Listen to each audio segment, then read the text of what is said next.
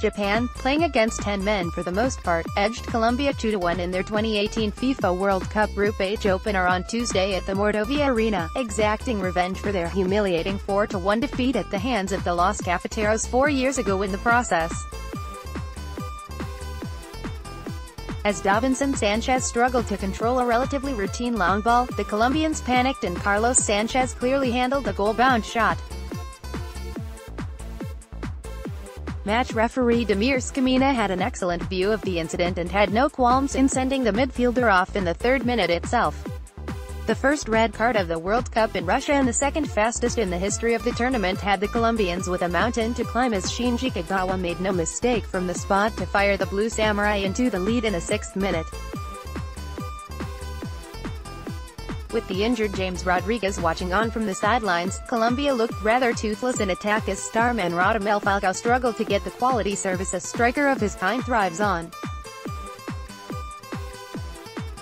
Japan were under pressure after scoring, but they looked dangerous on the break and Kagawa looked to have set up Takashi Inui for a second, but the striker's shot was well saved by custodian David Ospina.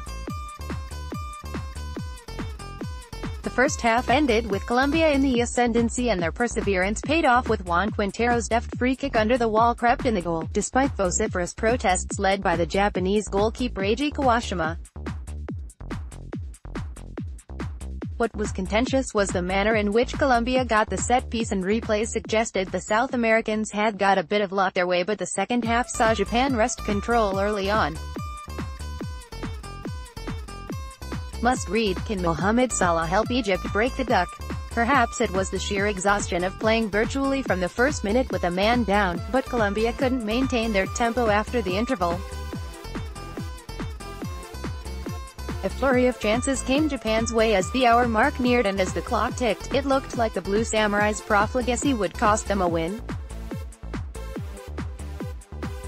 Don't miss VAR, a necessary addition or an unnecessary interruption?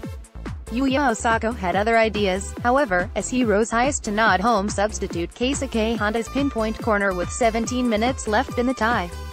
The likes of Rodriguez and Carlos Bacca had been introduced by Jose Peckerman, but the vaunted duo was unable to affect the scoreline in a positive manner, and the full-time whistle sounded with Japanese players celebrating raucously.